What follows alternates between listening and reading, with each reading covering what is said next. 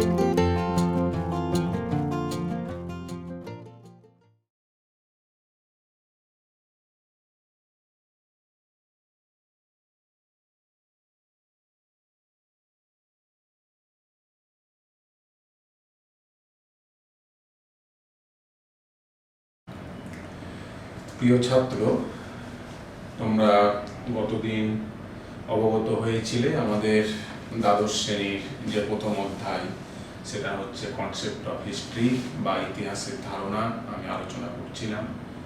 তোমাদের এও বলেছিলাম যে কোভিড সিচুয়েশনে তোমরা বাড়িতে বসে যেহেতু স্কুলমুখী হতে পারছো না এই একটা প্যান্ডেমিক সিচুয়েশনে, সেহেতু তোমাদের জন্য আমাদের গভর্নমেন্ট তথা মালদা জেলা প্রশাসন এই অনলাইন ক্লাস সিস্টেমের একটা ব্যবস্থা করেছে। আমি তোমাদের সেই ইতিহাসেরই শিক্ষক তন্ময় পাণ্ডে। আমি গতদিন যে জিনিসগুলো আলোচনা করেছিলাম, ইতিহাসটা কি, নতুন সামাজিক ইতিহাস কি, এই নতুন সামাজিক ইতিহাসের প্রসঙ্গে ইতিহাসের টোটাল কনসেপ্টটা চেঞ্জ হয়ে গিয়েছে, তোমাদের সামনে আমি তুলে ধরেছিলাম। এই কনসেপ্ট চেঞ্জ হতে গিয়ে কি হয়েছে, এখন ঐতিহাসিকেরা গুরুত্ব দিচ্ছে আমাদের প্রান্তিক গোষ্ঠী, দুর্বৃত্ত, ডাকাত বা যে শ্রেণী ইতিহাসে আজও তাদের আলোকিত হতে পারেনি, অথচ তাদের স্বাধীনতা সংগ্রামে তাদের ভূমিকা ছিল গুরুত্বপূর্ণ। তাদের অবদানটা কি ইতিহাসে, এই ইতিহাসে তাদের অবদানটা তুলে ধরা, তারা কি খেত, খাওয়া দাওয়া, কি ড্রেস পোশাক পরতো, এই বিষয়গুলো নিয়েই তোমাদের এই অধ্যায়টা। আজকে যেটা তোমাদের আলোচনা হবে ভীষণ ইন্টারেস্টিং, ফটোগ্রাফি ইতিহাস চর্চায় কতখানি গুরুত্বপূর্ণ ভূমিকা পালন করেছে।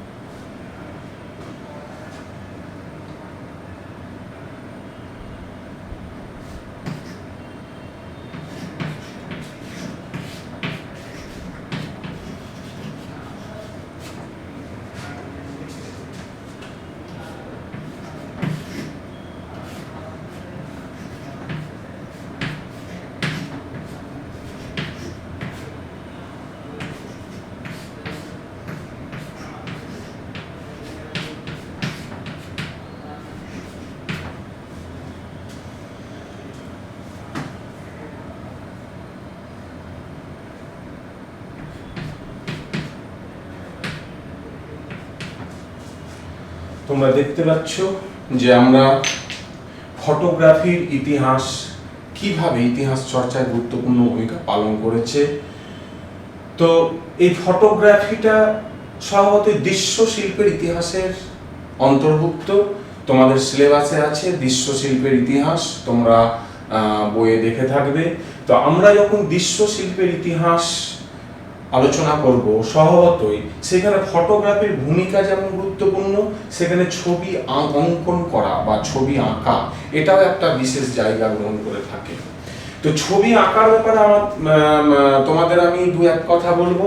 যে তোমরা জানো প্রাচীনকালে আমাদের যে মানব সমাজ তারা যখন গুহায় আশ্রয় নিত প্রাকৃতিক বিপর্যয় থেকে বাঁচার জন্য, তারা কি করত, গুহার যে দেওয়ালে তারা কিন্তু ছবি আঁকতো।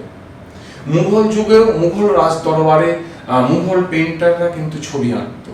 তো এই ছবি যে অঙ্কনগুলো এটা থেকেও কিন্তু আমরা ইতিহাস, তারা সেই সময় কোন পশুর সঙ্গে পরিচিতি হয়েছিল, তারা কোন পশু দেখে ভয় পেত, বা তারা কোন পশু শিকারে তারা অভ্যস্ত ছিল, এই ব্যাপারগুলো ইতিহাসের সঙ্গে জড়িয়ে। ন্যাচারালি এই দৃশ্য শিল্পের ইতিহাসে ছবি আঁকা কিন্তু একটা বিশেষ গুরুত্বপূর্ণ স্থান করেছে। বর্তমান যুগেও আমাদের বিশিষ্ট চিত্রকর যারা আছে তোমাদের এই সিলেবাসে পাবে, অবনীন্দ্রনাথ ঠাকুর, নন্দলাল বসু, যামিনী রায়, এই নামগুলো তোমরা পাবে। এদের দ্বারা চিত্রশিল্প ভারতবর্ষের বাইরে তথা পাশ্চাত্য কান্ট্রিতে কিন্তু ছড়িয়ে পড়েছে। এবারে আমরা চলে আসবো তোমাদের, এইবারে আমরা যেটা বলেছিলাম প্রথম থেকে যে তোমাদের হাতে যেহেতু সময় কম, সেহেতু আমরা প্রতিটা অধ্যায় ধরে ধরে তোমাদের কিছু প্রশ্ন আমরা সিলেক্ট করে দেব। সেই অনুযায়ী আমি গতদিন বলেছিলাম 4টি প্রশ্ন দিয়েছিলাম, তার মধ্যে দিয়েছিলাম ফটোগ্রাফি ইতিহাস চর্চায় কতখানি গুরুত্বপূর্ণ। তো ফটোগ্রাফি এই যে শব্দটা, এর গ্রিক শব্দ ফটোস অ্যান্ড গ্রাফি, এই দুটি শব্দের সংমিশ্রণে আমাদের ভাষায় এসেছে ফটোগ্রাফি।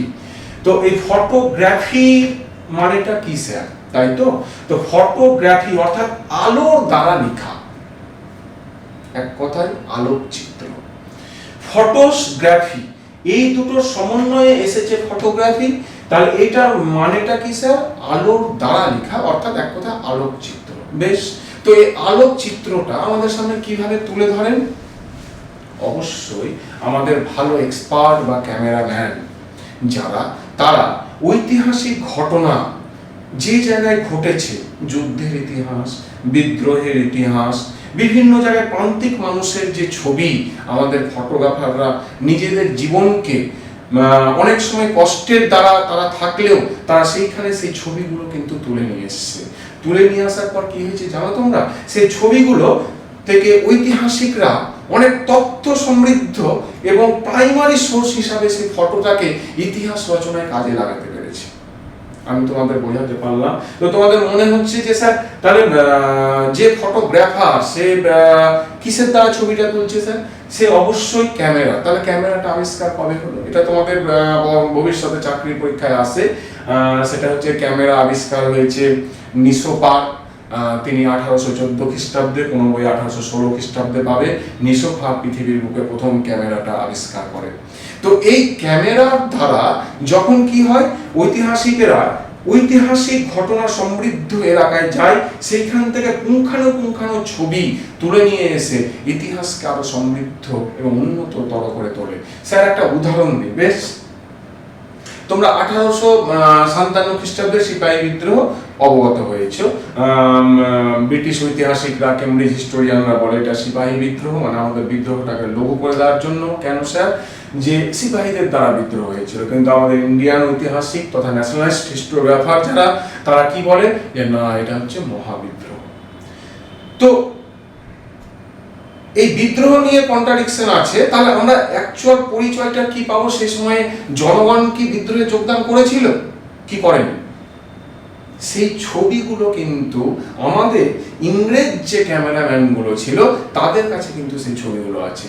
সেই ছবিগুলো যখন আমরা এই ঊনবিংশ বা বিংশ শতাব্দীতে পাচ্ছি, পাওয়ার পর কিন্তু দেখা যাচ্ছে সেইখানে কিন্তু আমাদের শুধু মঙ্গল পাণ্ডে, ঈশ্বর পাণ্ডে, শুধু নানা সাহেব এরা কিন্তু যোগদান করেনি। এর সঙ্গে আমাদের সমাজের নিচু তলার শ্রেণী, কৃষক, শ্রমিক, হিন্দু, মুসলিম, নারী নির্বিশেষে সকলেই বিদ্রোহে যোগদান করেছিল। তাহলে যদি সেই ক্যামেরাম্যান না থাকতো বা সেই ফটো ছবিগুলো না থাকতো, তাহলে আমাদের ইতিহাস কি আরো সমৃদ্ধ করে তোলা যেত?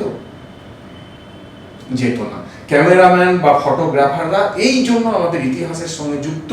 বিভিন্ন ঐতিহাসিক ঘটনার পুঙ্খানুপুঙ্খ ছবি কিন্তু আমরা তাদের কাছে পেয়ে থাকি।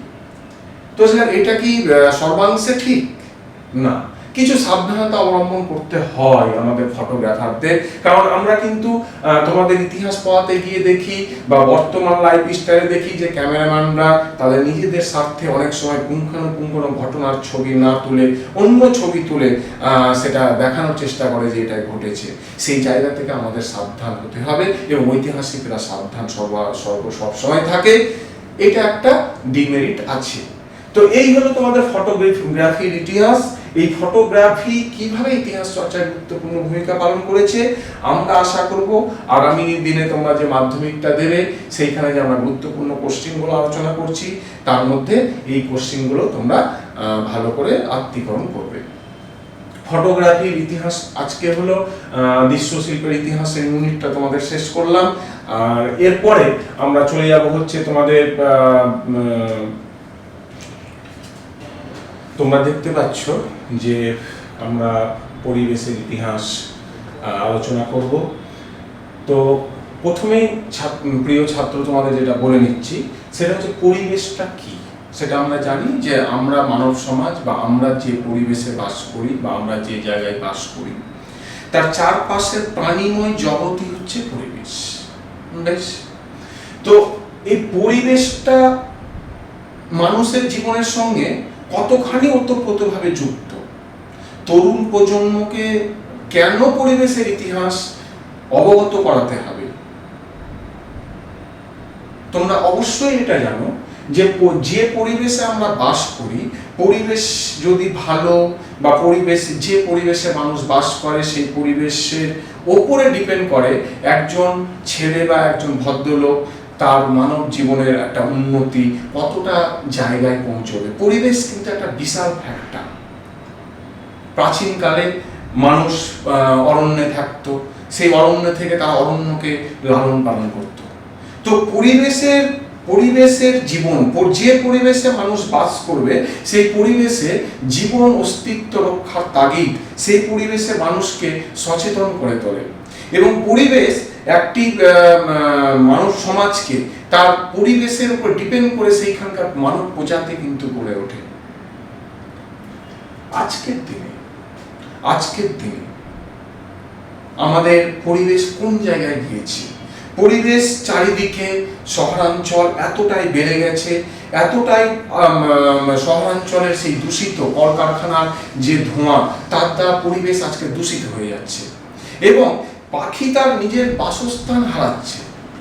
এই জায়গায় আমাদের ঐতিহাসিকেরা যেটা মনে করেছেন যে তরুণ সমাজকে পরিবেশের সম্পর্কে সচেতন করে তুলতে হবে। এই প্রসঙ্গে সর্বপ্রথম বিখ্যাত লেখিকা রাচেল ক্যাশন তিনি প্রথম 1960-এর দশকে তিনি তার ক্ষুরধার লেখনীর দ্বারা গোটা বিশ্ব সমাজকে কিন্তু সচেতন করেছিলেন। তার লেখা প্রিয় বই the sea around us and the silent spring, এই দুটো বই তোমাদের মাধ্যমিকের জন্য ভীষণ ইম্পর্টেন্ট। এই দুটো বই রাচেল ক্যাশনের the sea around us and the silent spring, এই দুটো বই পড়ে আমরা পরিবেশের ইতিহাস চর্চা সম্পর্কে অনেক কিছুই কিন্তু জানতে পারি। পরবর্তী ক্ষেত্রে 1970-এর দশকে পরিবেশের ইতিহাস চর্চাটা স্বীকৃতি লাভ করেছে। এই সময় আমাদের ইউনেস্কো পরিবেশকে সচেতন করার জন্য, পরিবেশকে বাঁচানোর জন্য তারা গোটা বিশ্বে 1974 সাল থেকে 5 জুন বিশ্ব পরিবেশ দিবস বা eco day, world environmental day আমরা কিন্তু পালন করি। প্রিয় ছাত্র তোমরা জানো বিশ্ব পরিবেশ দিবস কবে, তোমাদের কিন্তু এটা 1 মার্কের কোশ্চেন আসতে পারে, টিক মার্কে 5 জুন, এটা কিন্তু তোমাদের মাথায় রাখতে হবে। তো ইকোলজিক্যাল সিস্টেমে, এই ইকোলজিক্যাল সিস্টেম বা তোমার হচ্ছে রাচেল কার্সনের যে বইগুলো, দ্য সি অ্যারাউন্ড আস বা দ্য সাইলেন্ট স্প্রিং, এই বইগুলো কিন্তু আমাদের পরিবেশের ইতিহাস চর্চা সম্পর্কে অনেকটাই বিশ্ববাসীকে সচেতন করে তুলেছে। তরুণ প্রজন্মকে অবগত করা হচ্ছে কেন তারা পরিবেশকে রক্ষার জন্য, পরিবেশকে কিভাবে তারা রক্ষা করবে। কারণ আমাদের এই 20 শতাব্দীতে আরবানাইজেশনটা এতটাই বেড়ে গেছে, শিল্পাঞ্চল এবং শহর এতটাই বেড়ে গেছে যে পরিবেশকে যদি আমরা রক্ষা না করতে পারি তাহলে ভবিষ্যতে কিন্তু এই পরিবেশ, এই পৃথিবী আমাদের কিন্তু প্রতিশোধ নেবে এবং কিন্তু নিচ্ছে। তো এই পরিবেশকে রক্ষার জন্য ভারতবর্ষে তদ্রূপ তিনটি না অনেকগুলোই আন্দোলন হয়েছিল। তোমাদের সিলেবাসে মেন 3টি আন্দোলনের উপর গুরুত্ব দেওয়া হচ্ছে, সেটা হচ্ছে আপেক্ষি আন্দোলন, চিপকো আন্দোলন, নর্মদা বাঁচাও আন্দোলন, আরো আছে অনেকগুলো। তো আপেক্ষি আন্দোলনটা কবে ঘটেছিল? 1983 খ্রিস্টাব্দে ঘটেছিল। কোথায় ঘটেছিল? আমাদের যে বর্তমান রাজ্য কর্ণাটক, তার উত্তর কন্নড় যে জেলা, সেই জেলায় 1983 খ্রিস্টাব্দে আপেক্ষি আন্দোলন হয়েছিল। কি আন্দোলনটা? আপেক্ষি আন্দোলন হচ্ছে সেইখানকার, সেই কন্নড় জেলায় যে বনাঞ্চলটা, প্রিয় ছাত্র তোমাদের আমি একটা ডাটা দিলে তোমরা ভালোভাবে বুঝতে পারবে। 1950 খ্রিস্টাব্দে কর্ণাটকের এই জেলায় 80% বনাঞ্চল ছিল।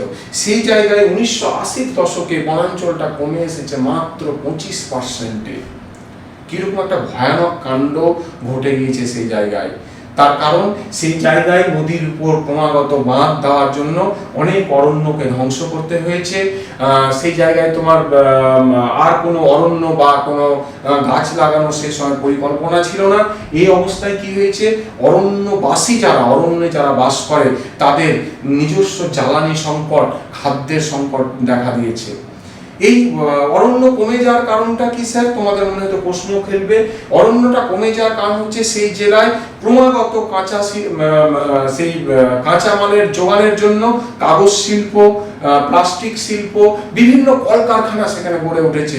এই কলকারখানাগুলোর অবশ্যই তাদের কাঁচামালের চাহিদা পূরণ করছিল সেই বনাঞ্চল থেকে এত কাঁচামাল নেওয়া হয়েছিল যে সেই অরণ্যবাসী যারা বা অরণ্যের ধারে যারা থাকে তাদের কিন্তু জীবন দুর্বিষহ হয়ে উঠেছিল। এই অবস্থায় হেগড়ের নেতৃত্বে 1983 খ্রিস্টাব্দে এই আপেক্ষি আন্দোলনটা হয় এবং এই আন্দোলনে সেই সময় ওনার নেতৃত্বে সেই অঞ্চলের জনগণ বেশি করে গাছ লাগাতে শুরু করে। সেখানে বেশি করে গাছ লাগানোর পাশাপাশি সেইখানে গভর্নমেন্ট থেকে একটা গোবর গ্যাস প্ল্যান্ট তাদের তৈরি করে দেওয়া হয়। এইভাবে আপেক্ষি আন্দোলন একটা পরিবেশকে রক্ষার জন্য আমাদের ইতিহাসে এক আজ গুরুত্বপূর্ণ স্থান অধিকার করে আছে। নেক্সট চলে এসো চিপকো আন্দোলন। চিপকো আন্দোলনটা ঘটেছিল 1973 খ্রিস্টাব্দে। আমাদের যে উত্তরাখণ্ড, সেই উত্তরাখণ্ডের সেই গাড়োয়াল যে ভ্যালি, সেই ভ্যালির একটি গ্রামে সেই চিপকো আন্দোলনটি ঘটেছিল। সেই চিপকো আন্দোলন, চিপকো শব্দটির অর্থ হচ্ছে জড়িয়ে ধরা। চিপকো আন্দোলনে চিপকো শব্দটির অর্থ হচ্ছে জড়িয়ে ধরা।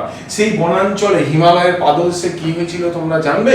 সেইখানকার নারী সমাজ বা প্রান্তিক গোষ্ঠী তারা গাছকে জড়িয়ে ধরে রেখেছিলেন, কারণ সেই এলাকার পাশে কিছু দূরেই শহরাঞ্চল গড়ে উঠেছিল এবং শহরাঞ্চলকে শহর হিসাবে তৈরি করার জন্য প্রচুর কাঠের দরকার।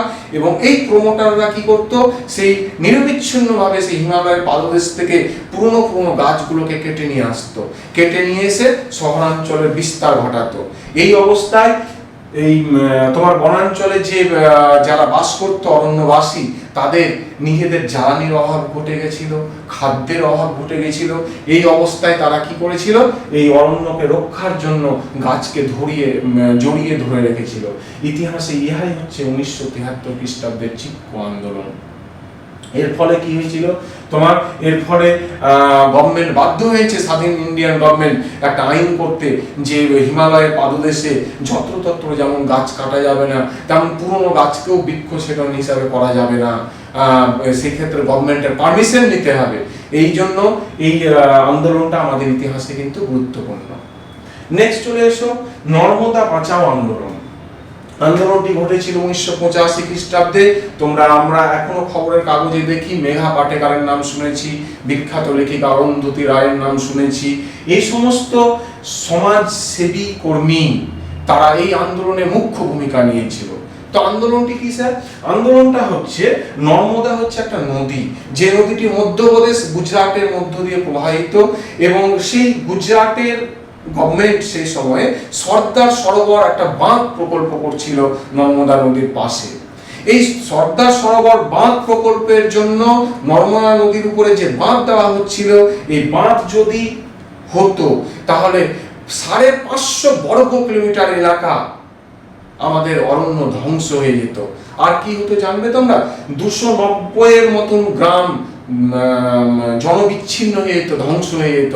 এই গ্রামকে রক্ষা করার জন্য, বনাঞ্চলকে রক্ষা করার জন্য মেঘা পাটকারের নেতৃত্বে এই বিশাল একটা আন্দোলনটা হয়। শেষ পর্যন্ত কি হয়, এই আন্দোলনের চাপে পড়ে সুপ্রিম কোর্ট হস্তক্ষেপ করতে বাধ্য হয়, এবং সুপ্রিম কোর্ট বলে দেয় যে বাঁধের উচ্চতা বা দূরত্ব 185 কিলোমিটারের বেশি যেন কোনো মতেই মিটারের বেশি যেন না হয়, এবং ওইখানে যে ক্ষতিগ্রস্ত পরিবারগুলো হয়েছে তাদের ক্ষতিদানের ব্যবস্থা করার কথা বলে।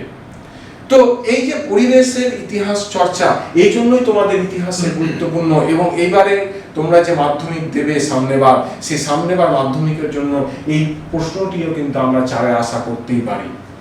তো তোমরা পরিবেশের ইতিহাস গুরুত্বপূর্ণভাবে নেবে।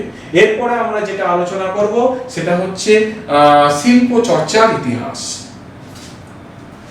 এবারে তোমাদের পরিবেশ ইতিহাস চর্চার পর যেটা আমাদের মাধ্যমিকের জন্য ভীষণ শর্টের জন্য ইম্পর্টেন্ট, শিল্প চর্চার ইতিহাস। তো এই শিল্প চর্চাটা তার আঙ্গিক দ্বারা, 4টে আঙ্গিক দ্বারা আমরা আলোচনা করতে পারি। শিল্প চর্চার মধ্যে সঙ্গীত, নৃত্য, নাটক, চলচ্চিত্র। শিল্প চর্চার ইতিহাস আমরা কেন পড়বো বা জানবো, তাই তো? তো শিল্প চর্চার ইতিহাস এই জন্যই পড়বো, প্রিয় ছাত্র, তোমরা জানবে কোনো একটা জায়গায় কোনো একটা বিশেষ জনগোষ্ঠী যেভাবে তারা বসবাস করে, তারা কোন কোন জিনিসে বেশি পছন্দ করে, কিভাবে তারা নাচে, কিভাবে তারা গান করে, এবং তাদের সংস্কৃতি কি, এই জাতিসত্তাটা কিন্তু ডিপেন্ড করে শিল্প চর্চার ইতিহাসটা তুমি যদি ঠিকভাবে পড়ো। তো শিল্পে কোন অঞ্চল কোন শিল্পে বিশেষ গুরুত্বপূর্ণ, সেই অঞ্চলের লোকজন সাংস্কৃতিক দিক দিয়ে কতটা উন্নত, সেই ইতিহাসটা জানার জন্য আমাদের শিল্প চর্চার ইতিহাস একটা গুরুত্বপূর্ণ স্থান অধিকার করেছে। তো শিল্প চর্চার ইতিহাসে মেইন যেটা হচ্ছে সঙ্গীত। তোমরা জানবে, তোমরা প্রাচীন যুগে আমাদের যে বেদের 4টি ভাগ, ঋগ্বেদ, সামবেদ, যজুর্বেদ, অথর্ববেদ, তোমরা এগুলো জানো, আমি জানি। তো সামবেদকে বলা হয় ভারতীয় সঙ্গীতের মেন উৎস। সামবেদ মাথায় রাখবে 1 মার্কের কোশ্চিনে। তো প্রাচীনকালে আমাদের যে গানগুলো হতো, সেই গান থেকে যে গানগুলো হতো, গান থেকে আমরা কি কি জানতে পারি জানো? সেই গানের মধ্যেই কিন্তু লুকিয়ে থাকতো সেই জনসমাজ তারা কি করে আনন্দ করে, সেই জনসমাজ তারা দুঃখের সময় কিভাবে তারা ঈশ্বরের কাছে প্রেয়ার করে, বা এই জনসমাজ তাদের অ্যাকচুয়াল সংস্কৃতি কি, তারা কি খায়, এই সব কিন্তু সঙ্গীতের মধ্যে লুকিয়ে থাকে। যেমন স্যার উদাহরণ টপ্পা গান, পাঞ্জাবের উট চালকদের গান টপ্পা বলা হয়। এই টপ্পা গানটি পাঞ্জাবে ভীষণ বিখ্যাত, পাঞ্জাবে উট চালকদের গান টপ্পা। তারপরে হচ্ছে গাজলটা তোমরা এখন দেখতে পাচ্ছ, আমাদের এটা মডার্ন ট্রেন্ডে কিন্তু চলছে। গাজলটা কিন্তু হতো আরবদের যে রাজা, আরবে হতো গাজল।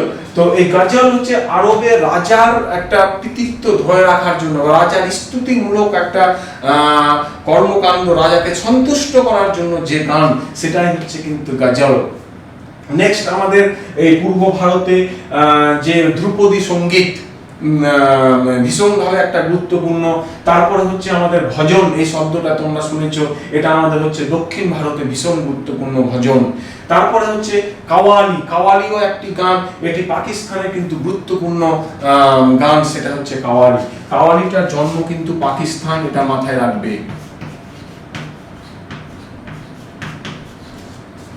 তো এই যে সঙ্গীত চর্চা, এই সঙ্গীতের দ্বারা আমরা কি জানতে পারি, তাহলে বললাম যে সেই অঞ্চলে বসবাসকারী মানুষ তাদের সেই সময়ে তারা ঈশ্বরের নিকট প্রেয়ার করত গানের দ্বারা, যে এই সময় এই ফসলগুলো আরো ভালো হলে ভালো হয়, এই সময় বৃষ্টি হলে ভালো হয়, এই সময় প্রাকৃতিক দুর্যোগ না হলে ভালো হয়। এই সমস্ত ব্যাপারগুলো বিভিন্ন এলাকা বিশেষে বিভিন্ন গানগুলো আমাদের ইতিহাস চর্চায় ভীষণ একটা গুরুত্বপূর্ণ ভূমিকা পালন করেছে। নেক্সট চলে এসো নৃত্য। নৃত্য সম্পর্কে তোমরা অনেকাংশে ওয়াকিবহল। আমাদের ভারতবর্ষের যে এত বড় একটা দেশ, বিভিন্ন দেশের প্রান্তে বিভিন্ন নৃত্য বিভিন্ন নামে পরিচিত। তোমাদের 1 মার্কের জন্য ভীষণ ইম্পর্টেন্ট। আমাদের ধরো যেমন তোমার এই নৃত্যটা হচ্ছে তামিলনাড়ুতে ভারতনাট্যম, কর্ণাটকে মোহিনীনাট্যম, অন্ধ্রপ্রদেশে কুচিপুডি, তারপর হচ্ছে পাঞ্জাবে তোমরা ওই খেলার শেষে তোমরা দেখতে পাবে যে তোমরা ক্রিকেটকে ভালোবাসো বা এর আগে যদি ক্রিকেট দেখে থাকো, সেই যুবরাজ সিং, হরভজন সিং এর সেই ভাংড়া নাচ।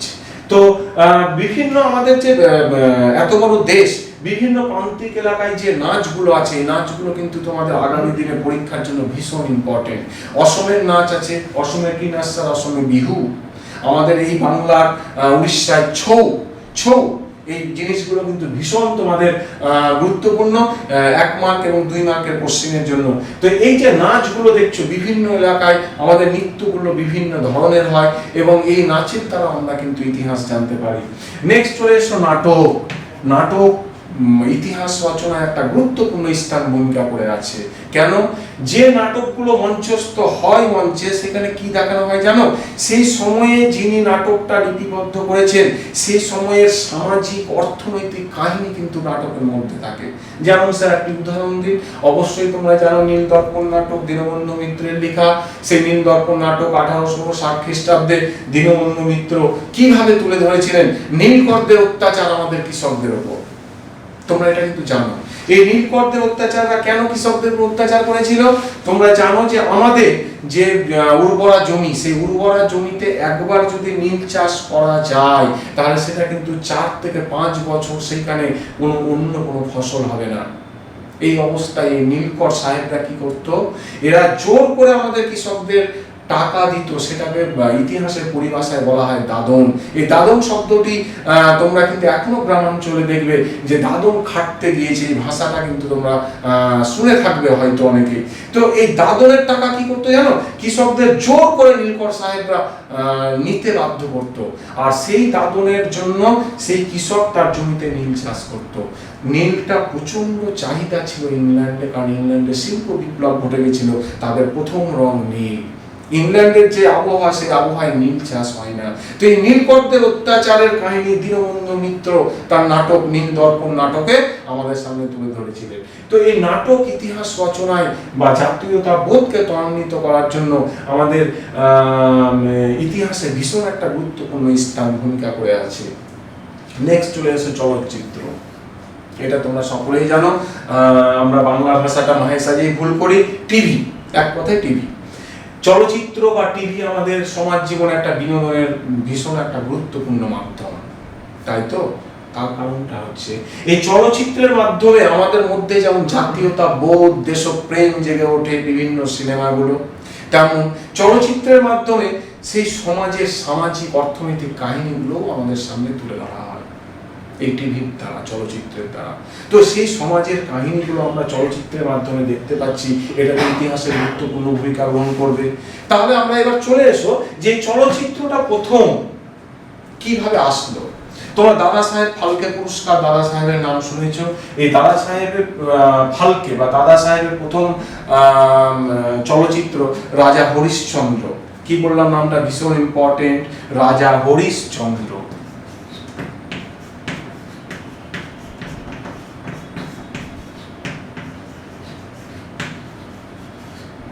রাজা হরিশ্চন্দ্র 1913 খ্রিস্টাব্দে প্রথম আমাদের এই রাজা হরিশ্চন্দ্র, এটা হচ্ছে প্রথম নির্বাক চলচ্চিত্র। নির্বাক আর সবাক এই শব্দটা তোমরা জানো। নির্বাক চলচ্চিত্র টিভিতে প্রথম ভারতবাসী দেখছে রাজা হরিশ্চন্দ্র 1913 খ্রিস্টাব্দে। ক্রমেই আমরা কি হয়েছিলাম, বিংশ শতাব্দীতে আস্তে আস্তে নিজেদের আপগ্রেডেশন করেছিলাম। তার কিছুদিন পরেই সবাক চলচ্চিত্র এসে গেছিল, সেটি হিন্দি ভাষায় আলম আরা। এই নামটি ভীষণ মনে রাখবে, তোমাদের মাধ্যমিকের জন্য ভীষণ ইম্পর্টেন্ট। আলম আরা।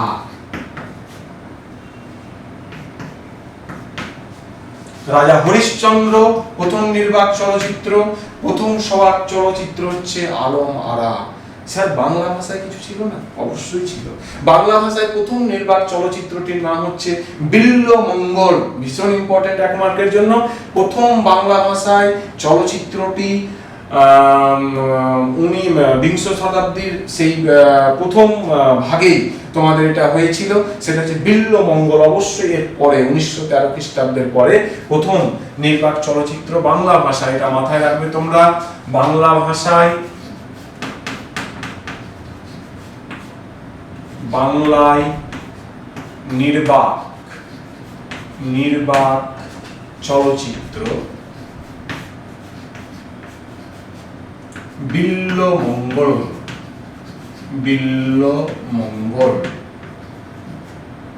এই বিল্ল মঙ্গল তোমার 1919 খ্রিস্টাব্দে, কোনো বই 18 খ্রিস্টাব্দে পাবে, প্রথম আমাদের সামনে কিন্তু চলে আসে। তাহলে স্যার বাংলা ভাষায় নির্বাক চলচ্চিত্র আপনি বললেন, তাহলে সবাক চলচ্চিত্র কি? অবশ্যই সবাক চলচ্চিত্র 1931 খ্রিস্টাব্দে জামাই ষষ্ঠী। ভীষণ ইম্পর্টেন্ট, 1 মার্কের জন্য। তাহলে বাংলায় ডু করে দিলাম, বাংলায় সবাক চলচ্চিত্র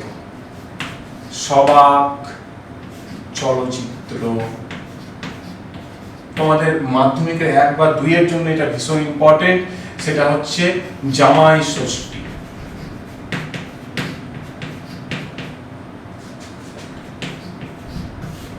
জামাই ষষ্ঠী 1931 খ্রিস্টাব্দে।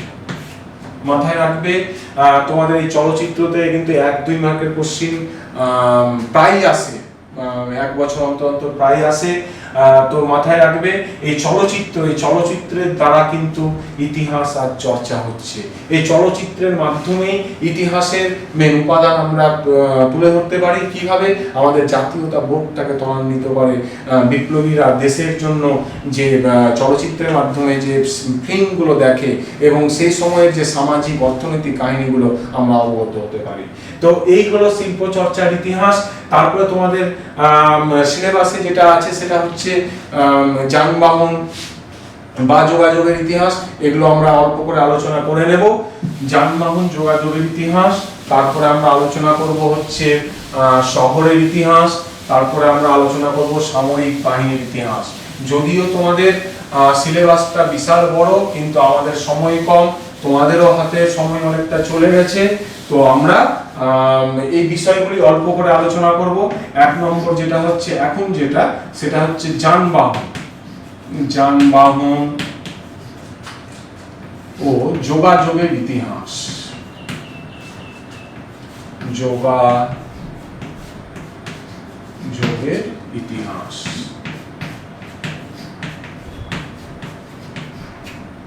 যানবাহন ও যোগাযোগের ইতিহাস তোমরা ইতিমধ্যেই অবগত যে এই যে যানবাহন বা যোগাযোগ আমরা যদি 3টি ভাগে ভাগ করতে পারি। কিভাবে স্যার? স্থলভাগ, জলভাগ, আকাশপথ। স্থলভাগ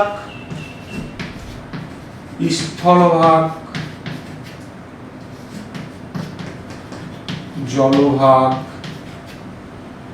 আর আকাশপথ। দেখো, এই যানবাহন ও যোগাযোগের ইতিহাসকে আমরা 3 ভাগে ভাগ করতে পারি। তাহলে প্রাচীনকালে আমরা কিভাবে যাতায়াত করতাম? শকট বা গরুর গাড়ি, ঘোড়ার উপরে, হাতির উপরে, এইভাবে আমরা মাল পরিবহন করতাম। বর্তমানকালে কি করি?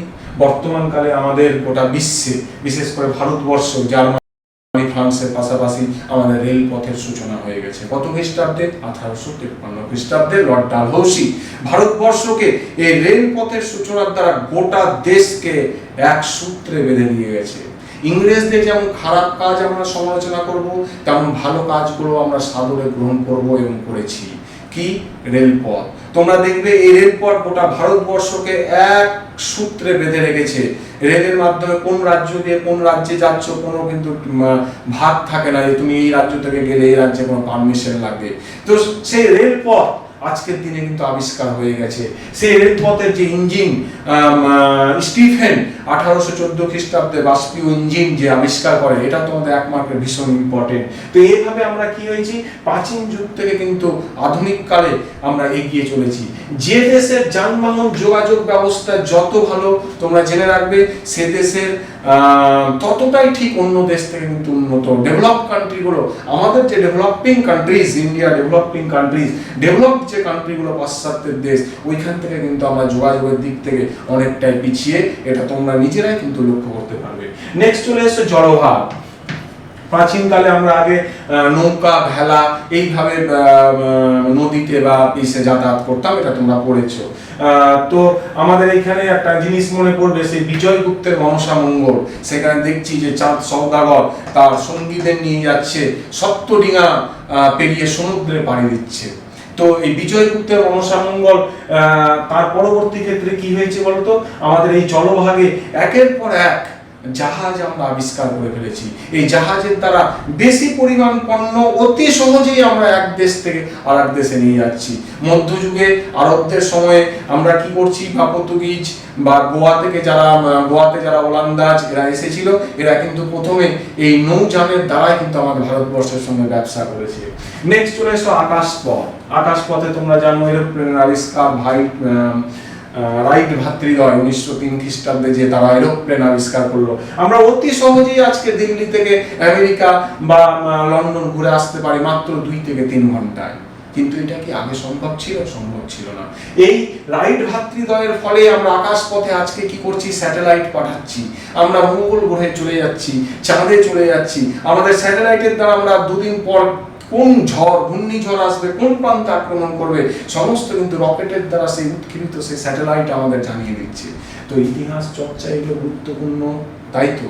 হ্যাঁ, যানবাহন যোগাযোগের ইতিহাস তোমাদের একটা গুরুত্বপূর্ণ স্থান কিন্তু অধিকার করে আছে।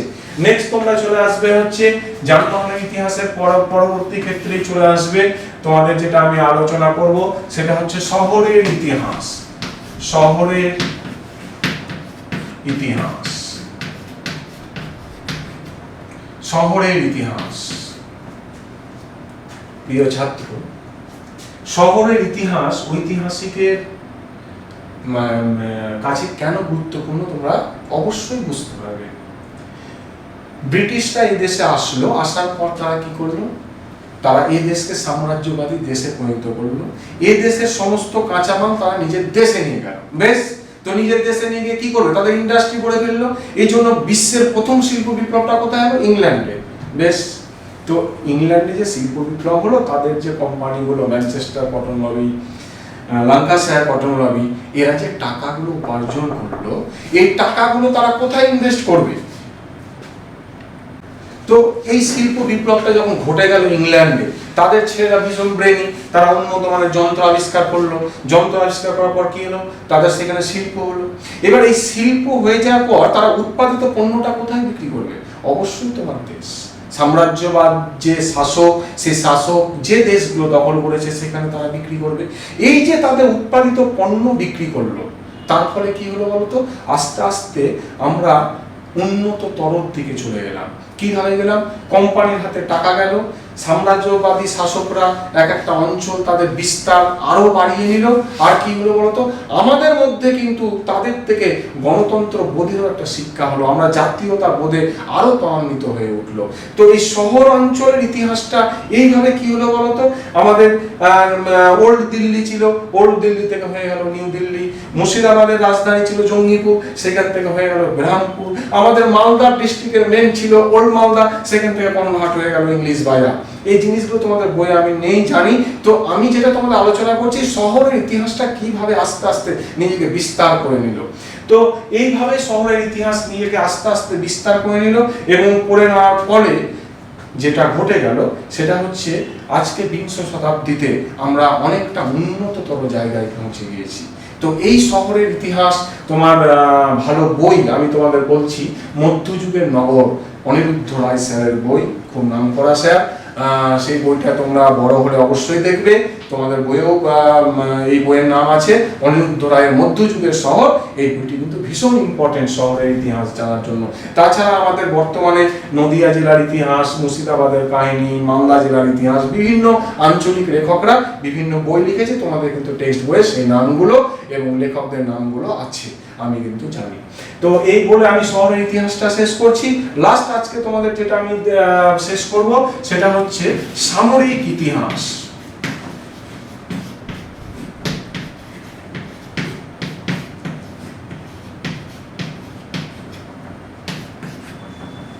এইটা কি জিনিস? আমাদের ইন্ডিয়ান যে সামরিক বাহিনী, তোমরা নিজ নিজ পাড়ায় দেখবে বিএসএফ, সিআরপিএফ নামগুলো শুনবে, এরা কিন্তু হচ্ছে আধা সামরিক বাহিনী, এরা কখনো কিন্তু আমাদের ফৌজ নয়। আমি তোমাদের পার্টিকুলার বলছি, ফৌজ হচ্ছে আমাদের ইন্ডিয়ান 3টা আর্টিকেল নিয়ে গঠিত। একটা হচ্ছে আর্মি বা মিলিটারি, সেকেন্ড হচ্ছে এয়ারফোর্স, থার্ড হচ্ছে নেভি। এই 3টে বাহিনী হচ্ছে ইন্ডিয়ার সামরিক বাহিনী। বাকি যে বাহিনীগুলো দেখছো তোমরা আমাদের ইন্ডিয়ার ক্ষেত্রে আছে, সেই 6টি বাহিনী হচ্ছে এটাকে বলা হয় প্যারামিলিটারি বা আধা সামরিক বাহিনী। দেশ যদি আজ বিপদের সম্মুখীন হয় তাহলে এই আধা সামরিক বাহিনীকেও কিন্তু সঙ্গ নিবে বা এদেরকে থামিয়ে দিয়ে সামরিক বাহিনী গোটা দেশকে কিন্তু ট্যাকেল করতে শুরু করতে পারে। তো এই সামরিক বাহিনীর ইতিহাসটা আমরা কেন পড়বো স্যার? তাই তো আমরা এতদিন কি করেছি, যুদ্ধ কেন লেগেছে, যুদ্ধে কে হেরেছে কে জিতেছে, এর বাইরে আর কিছু জানেনি। কিন্তু এখনকার ঐতিহাসিকরা কি করছে তোমরা জানবে? ওরা এখন ভাবছে যে সোলজারটা রণক্ষেত্রে যুদ্ধ করছে তার মেন্টালিটি কেমন ছিল। দ্বিতীয় নম্বর, যে দেশটা যুদ্ধ করছে তাদের রণসজ্জাটা কেমন ছিল, অর্থাৎ স্থলভাগে আর্মি যাওয়ার পাশাপাশি তাকে ওপরে সাপোর্টিং এয়ারফোর্স তার কতটা শক্তিশালী, জলের মাধ্যমে তার নেভি বা নৌযান কতটা শক্তিশালী, এই সমরসজ্জা নিয়ে ঐতিহাসিকরা আলোচনা করছে।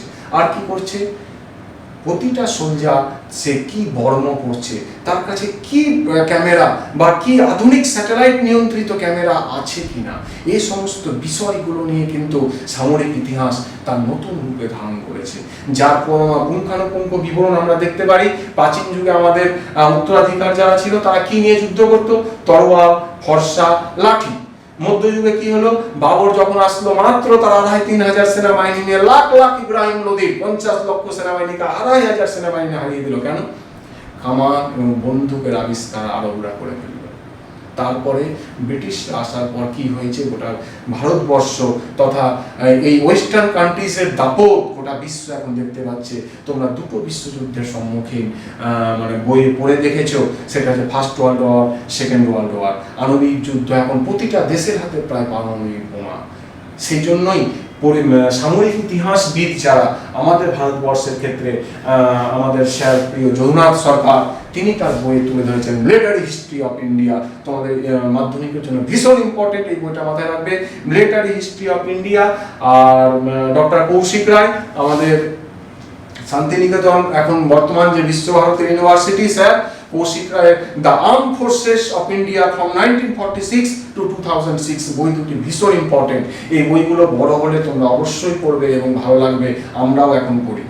তো এই সামরিক ইতিহাস স্টুডেন্টসদের জন্য এই জন্য ঐতিহাসিকেরা একটা জায়গা করে দিয়েছে যে শুধু যুদ্ধ হলো তার ফলাফল না, যুদ্ধটা কেন ঘটছে, যুদ্ধে সোলজারদের মানসিকতা কেমন, তাদের খাওয়া দাওয়া কেমন, এক একটা দেশের বেতন কাঠামো কেমন, তারা কোন বর্ম পরে যুদ্ধ করছে, যুদ্ধে যারা কমান্ড দেয় তোমরা জানো একমাত্র গোটা বিশ্বের মতো ইন্ডিয়ান আর্মির বাহিনীর অফিসাররা সামনে থেকে যুদ্ধটা করে, অন্যান্য দেশের সেনাবাহিনীর অফিসাররা কিন্তু পেছনে থাকে, সোলজাররা আগে থাকে। এটা আমাদের গর্ব অনুভব করি না আমরা? অবশ্যই। এটার দ্বারা আমরা কি হচ্ছে, আমাদের মধ্যে জাতীয়তা বোধটা কিন্তু গ্রো করছে, যে ইন্ডিয়ান আর্মির অফিসার, একজন অফিসারকে হতে গেলে তাকে কীরকম সায়েন্সে ট্যালেন্ট হওয়ার পর ভারতবর্ষের যে একাডেমিগুলো, দেরাদুন একাডেমি, চেন্নাই একাডেমি, সেখান থেকে বেরিয়ে আসতে হয়। তাকে যদি যুদ্ধ লাগে তাকে সামনে থাকতে হবে, সোলজাররা পিছনে থাকবে। সহজে অফিসার যদি এগিয়ে যায়, সোলজাররা কি কখনো বসে থাকবে? কখনো না। এটা দেখে তোমরা কি জানতে পারছো? আমাদের জাতীয়তাবোধটা অটোমেটিক ত্বরান্বিত হচ্ছে। তো আজকে তোমাদের এই জিনিসগুলো আলোচনা করলাম সামরিক ইতিহাসের দ্বারা। আজকে এ পর্যন্ত আমার ক্লাসটি শেষ করলাম।